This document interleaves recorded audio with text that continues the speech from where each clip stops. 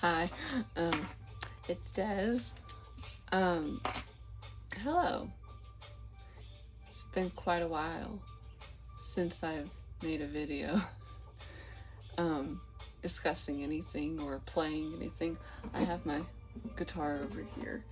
I'm not planning on singing right now or playing it, but I do plan on using my vocal cords to communicate and express and talk. So that's what I am going to do.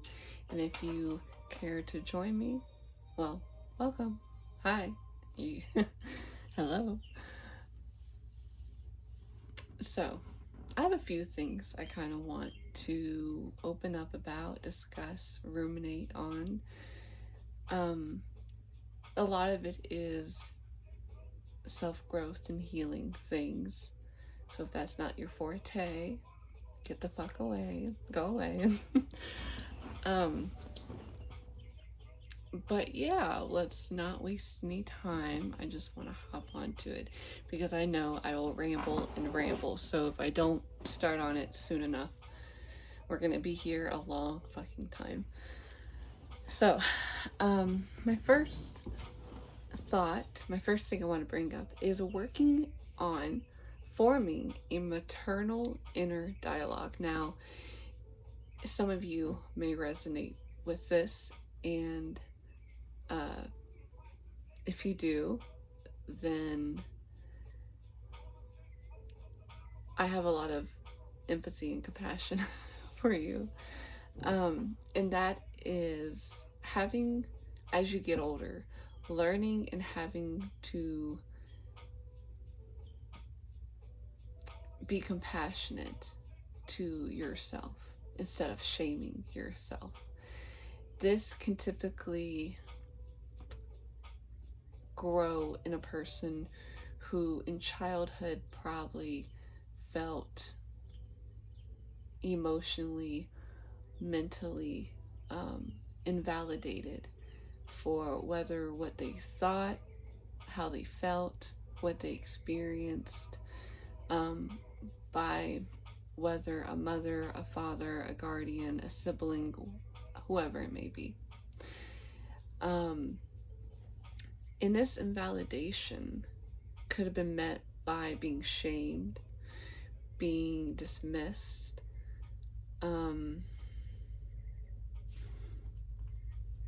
not having the attention that you probably needed. Now, to give a little backstory with me, I grew up with 5 siblings, a big family, and a mother and stepfather who worked a good amount. So, with just that information alone, I'm sure some of you can come to the conclusion of where a lot of, not just mine, but my siblings' needs, whether it's attention or connection, was probably not met. And so, you could grow up not really feeling heard or understood or accepted. So, as I got older, from experiencing those things and having those feelings not met, those emotions not met, the attention not met, and sometimes being shamed for said thoughts or emotions or experiences, I grew up really second guessing a lot of the choices I made or a lot of perceptions I had on my own experiences. And I didn't quite realize this until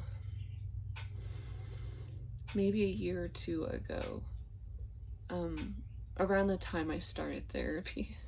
Therapy's a hell of a great thing to do if you really feel like you need to. And I knew I needed therapy by the time I was in high school. I was like, something's not right. I need to go to therapy. And unfortunately, I was definitely not heard when I had brought that up to my family. So I didn't go to therapy until about 2 years ago. By the time I think I was either 21 or towards the tail end of my 20th year.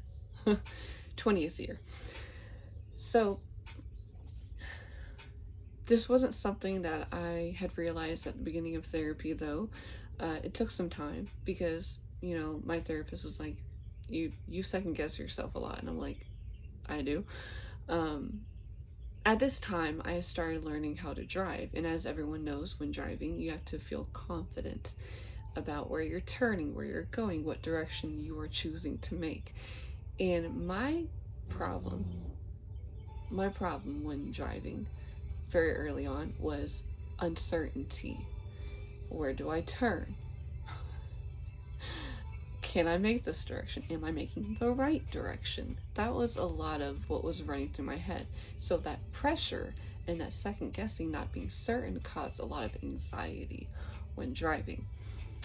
This is just a prime example of not really believing in one's self, one's individual choices. And this is just a side effect of not really being validated or being believed in, not having that support you needed from your environment when growing up.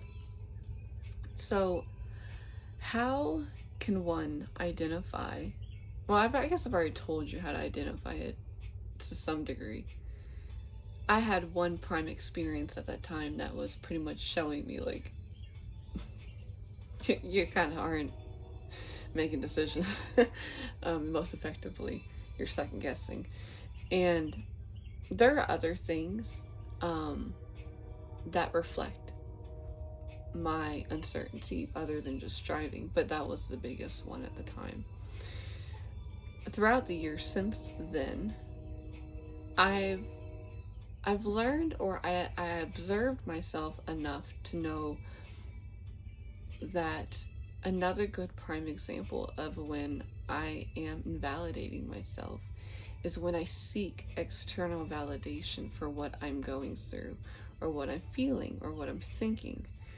Now, I'm not going to shame anyone for asking for advice, because sometimes it's good to have outside perspective on one's own situations to help analyze and come to a more balanced conclusion.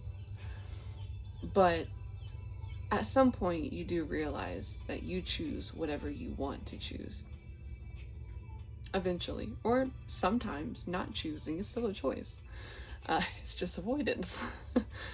I did that quite where when I was in my teenage years, I would have family trying to tell me or would offer advice, and I would take in their advice, but I knew ultimately at the end of the day what I wanted to choose, what I wanted to do.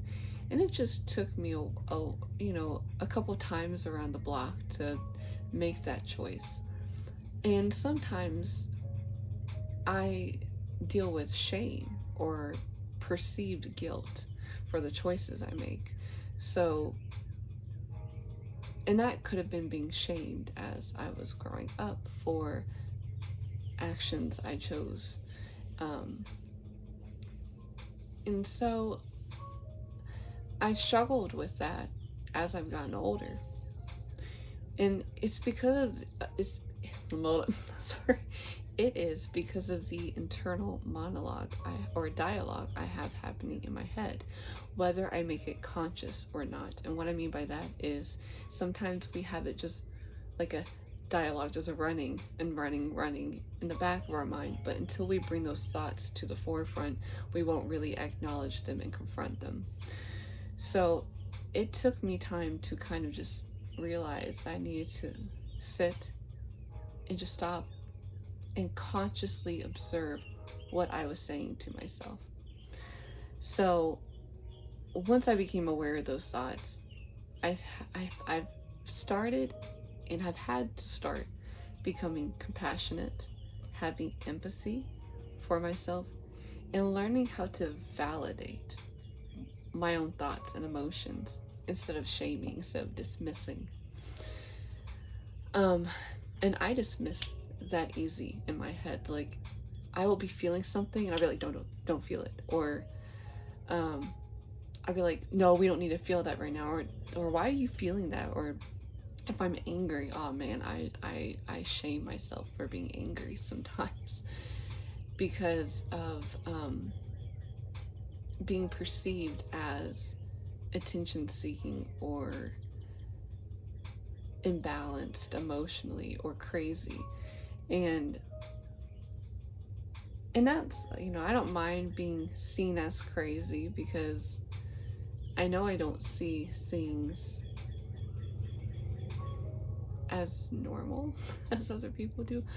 But I'm okay with that because it's my experience and I validate my perception. Of course, at the end of the day, my perception is subjective, but your perception of me is also subjective as well. And when you're able to distinguish that, to define that, I think it makes it a little bit easier to, one, hold compassion and validate other people while still not dismissing yourself and invalidating yourself.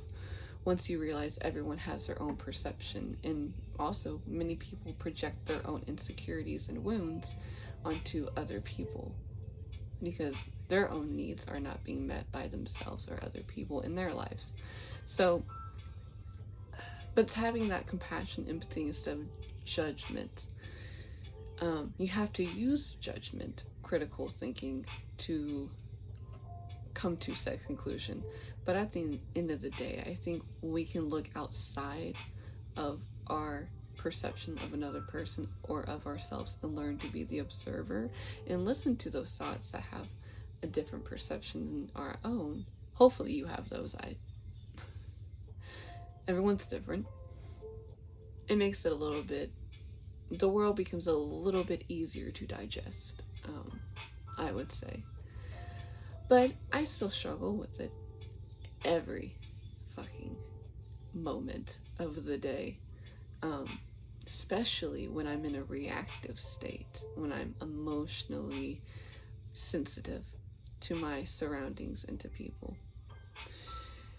But that's one thing I'm working on right now, and I hope some of the knowledge I shared brings someone else the same awareness of themselves and hopefully can grow and heal whatever they need to,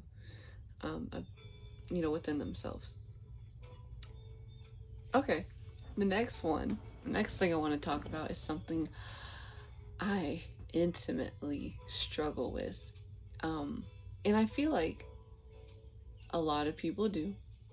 It's a societal thing, especially when we have social media and appearances are key to everything in this world. The struggles with outside appearance versus inside appearance. So, AKA confidence / self-worth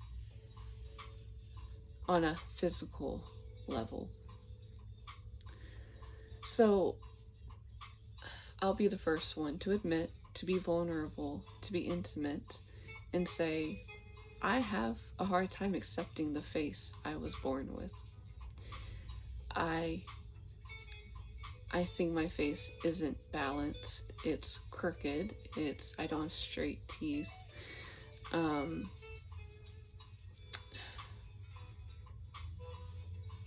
would say that's about it. I was like, I would actually say that's about it. I don't mind my eyes though. I'll take my eyes. I don't like my recessive chin. I don't have a strong jawline. I would say my face probably gives me the most grief out of anything physically about me.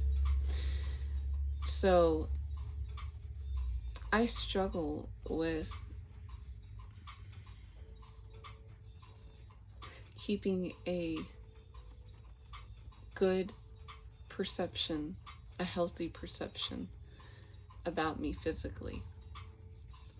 That's why I find it so difficult to be making this video to some degree because of how I look.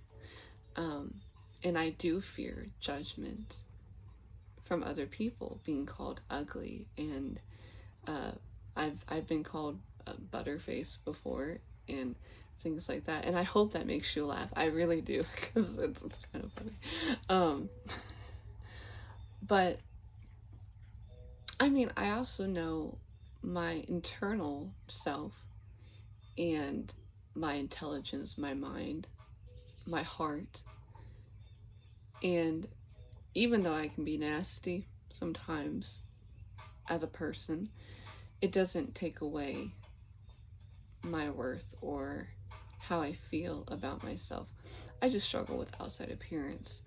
I grew up with my mother and my sister, I think, in my perception, being very beautiful naturally, both of them.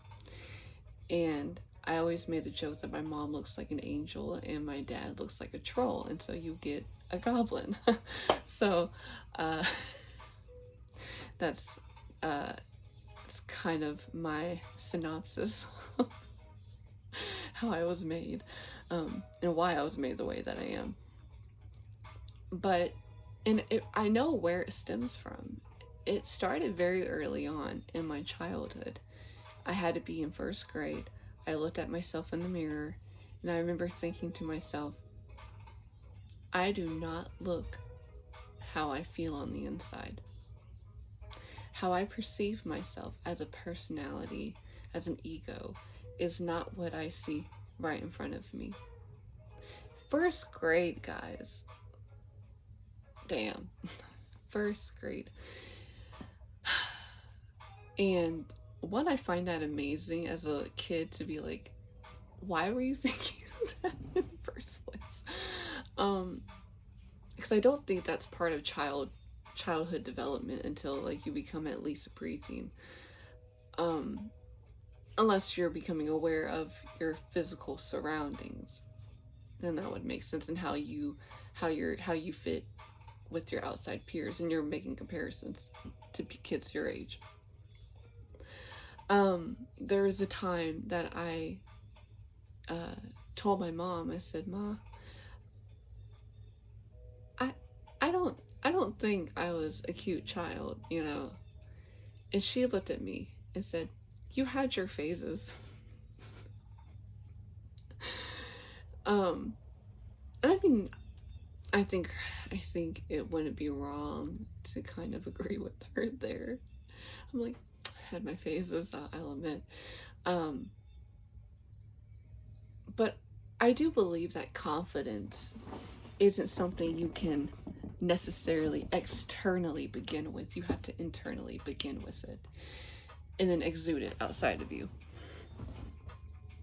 So I have this disconnect from outside versus internal. I've had it for years and years. But something I've been able to kind of help me become more stable in becoming confident in myself is looking at my experiences as a young adult and then being like, if I was able to do that, if I was able to become that, like however I designed myself that day, orchestrated myself, if I can be this way, humorously, if I can talk in front of a whole group of people, things like that, I can't be, I might not be as bad as I perceived myself. There must be other parts of me that are, just as equally as lovable or more accepted. And that's my authenticity. That's my just being my true self, securely and confidently so. I show a good face. I'm kind-natured to people. I try to have a very open energy with people to hopefully they don't feel judged or alienated, because I had that perception of myself with other people constantly growing up, and it still trickles in at times. Anyways, so I kind of have like this quote unquote phrase or motto, and I've learned that you don't need to wear makeup all the time. You don't need to do your hair all the time. You don't need to dress nice all the time. In astrology, I'm a Capricorn rising. We like being presentable. We like having our appearances up and, you know, looking nice, looking confident, looking secure in ourselves. But at the same time, that's so much pressure to have every day. That's wear and tear. So sometimes I'm just like, I just need to show up.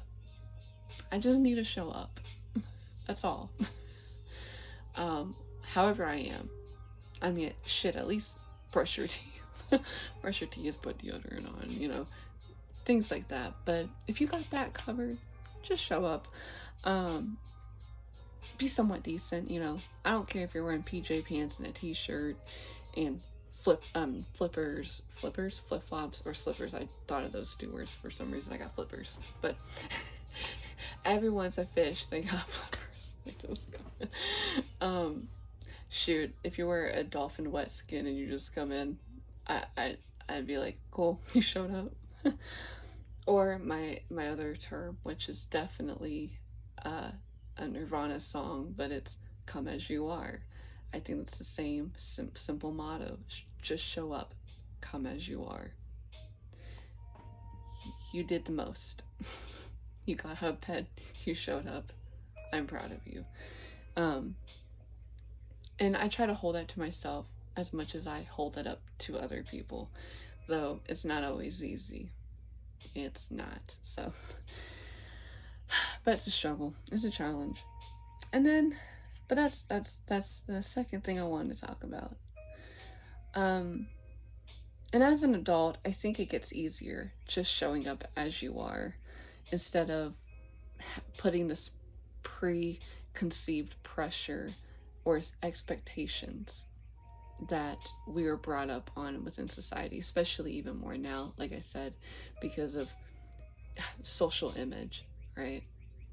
Fuck that shit. Just show up. I don't give a shit.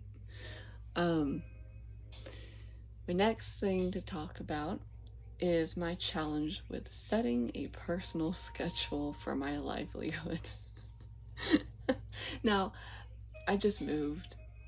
It's going to be a struggle at first, setting a foundation, setting up a flow with my day-to-day lifestyle.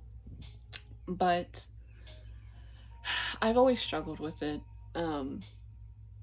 I've always found it difficult to have a set time I get up. My mind, I'm able to distract myself like that with my thoughts. I have maladaptive daydreaming. I've had that since I was very young. So I find myself just zipping in and out of reality a lot of the times, or at least the now, the present. It's almost like a tug of war in my mind constantly. That's why, like, when people try to talk to me, you're gonna get my best, and that's like 50% of paying attention. I try though. Sometimes it's just involuntary though. Anyways, so for instance, like I'm wanting to get up at a decent time, maybe 7:30. Be able to get up, brush my teeth, take vitamins, have a coffee. Did I say meditate? I think I did. And if the weather permits it, go out to a park, go walking, enjoy the morning a little bit, enjoy nature, take a little snack, a little breakfast, a little something light. Either go walking, do some stretching, whatever it may be. Maybe just lay out on the ground and just, be one with Mother Gaia. I don't know. So something like that I would like to do in the mornings, if, again, weather permits me. If able to, do the rest of what I've said. Like maybe if I need to go to a store or have an appointment or anything like that, get that done, get that out of the way. Have a decent, healthy lunch. So I want to incorporate more greens, more vegetables. And I have some salads here. I can't wait to eat. When you get excited, this is a lot of people, I know, but I get excited for food. I'm such a fucking fat ass. Like, I'm small, but I'm like, food. Give me something delicious. So, and probably like taking out fast food, except Dunkin'. You can't get me out of Dunkin' Donuts. I don't eat the donuts, but I eat like the avocado toast with the tomatoes, and I have a coffee. So you can't get me out of that. But maybe like not going to McDonald's, not going to Wendy's. Though I don't really go to many fast food joints. I really just touch all the coffee shops. But if I'm gonna go out to eat, nothing quick and simple. I'm gonna want to genuinely go out and eat a good meal. So setting boundaries for myself, parameters, and sticking with them, because that, like I said, set schedules, sticking with them. I gotta create boundaries for myself, because mama knows she struggles with boundaries a lot. So, and I'm being open, I'm being honest about that. And I think, from what I've read before, it's good to have a morning schedule and a nighttime schedule. One to wake you up and get you motivated, and one to relax you and get you ready for bed. Those two are key for a balanced day. I think my only hassle is on Fridays I work really late, and I don't get home till about 11 o'clock. So that's the only variation. But I'm usually really tired. I just shower and clock out, so I don't really have to worry about falling asleep as much on that day. But if I can get that consistent for about a week or two, then possibly I can start implementing more things like journaling each day. Because I used to journal a shit ton in high school and middle school. I mean, it was my escape. I would write poetry, vignettes, journal prompts, journal entries. I literally used to jot words from the dictionary that I thought that I was drawn to for fun. So words are like one of my safe havens, and I don't journal as much as I used to. I would like to incorporate that on a daily, because I do believe it's good to be connected with oneself and where one is in their own life, and where their thoughts, concerns, hopes, desires are at. Because sometimes it feels like you're going through life aimlessly on a boat, just drifting. And while that's nice sometimes to kind of relax, take a breather, that's what meditation's for. You need the balance of work and relax, and I don't have that balance. Sometimes it's super work, and then it's just dead. Then super work, dead. And by dead I mean just relax. But that means I'm doing nothing, I'm doing a lot. So I'm burnt out. And then I'm unmotivated. Burnt out and unmotivated. That's the worst. That's a soul sucker right there. Soul killer. Life killer. And I struggle with that. And I want to find a way for me to not struggle with it as much. I can still struggle with it, but just not as intensely. So that's where I feel where I'm at right now. I think that's why I haven't done music, haven't really written anything. Of course, a lot of my musical gear and instruments are in storage right now. So, still trying to, I live in an RV, so we're trying to figure out how to create a home life in this type of format. And hopefully one day we can travel. I would really like to travel and just play music. That's like my two best desires, is travel and play music, perform. So it's like where my heart is like, I wish I had those two things. And it's like, I do. I just gotta do them.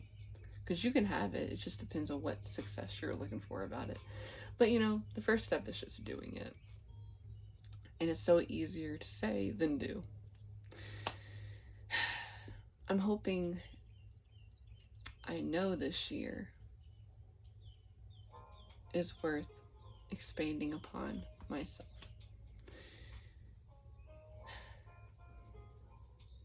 So, I don't know when I'll be back here, video journaling or doing music. I'm not going to set a day and then let you guys down. So you will meet me when I'm able to meet me. It's just taking time. And time's alright. Time is good.